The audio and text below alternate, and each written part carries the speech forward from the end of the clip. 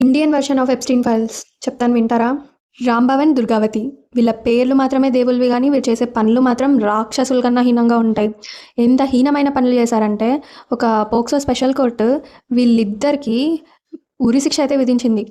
Rarest of the rarest కేసెస్‌లో ఇదొకటని చెప్పి, వీళ్ళు జన్మలో మారే ఛాన్స్ లేదని చెప్పి, ఉరిశిక్షే కరెక్ట్ అని చెప్పి ఒక జడ్జ్ కూడా అన్నారు తెలుసా?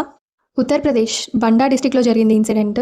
వీళ్ళిద్దరూ కలిసి ఆల్మోస్ట్ ఒక 10 ఇయర్స్ 2010 నుండి 21 దాకా చాలామంది చిన్నపిల్లల్ని తీసుకెళ్ళి రేప్ చేస్తూ, అవి పోర్నోగ్రఫిక్ వీడియోస్‌గా కన్వర్ట్ చేస్తూ, రికార్డ్ చేసి, ఈ డార్క్ వెబ్‌లో అప్లోడ్ చేస్తూ ఆల్మోస్ట్ ఒక 45 కంట్రీస్‌కి వీటన్నిటిని సెండ్ చేసేవాళ్ళంట. వీడసలు ఏం పని చేస్తాడో తెలుసా? ఉత్తరప్రదేశ్‌లో ఈ ఇరిగేషన్ డిపార్ట్మెంట్లో జూనియర్ ఇంజినీర్ అంట వీడు. ఎవ్వరికీ వీళ్ళ మీద అనుమానం రాలేదు.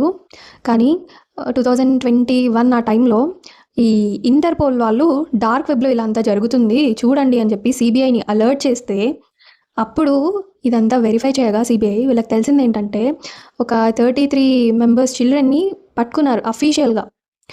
వాళ్ళ ఏజెస్ ఏంటి తెలుసా? 3-19 ఇయర్స్ చిన్న పిల్లలు, 3 ఇయర్స్ పిల్లలు.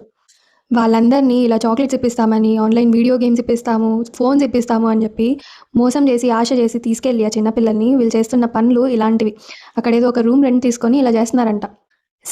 వీళ్ళంతా ఇప్పుడైతే కోర్ట్ అయితే ఉరిశిక్ష ఇచ్చింది. మనమందరూ గుర్తుపెట్టుకొని ఇదేదో వైరల్ చేస్తాము.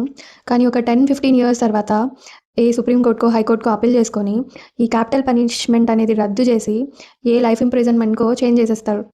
2020 నుండి ఇప్పటిదాకా ఒక్క క్యాపిటల్ పనిష్మెంట్ కూడా ఎగ్జిక్యూట్ కాలేదంట తెలుసా? నేను ఎక్కడో వీడియోలో చదివాను.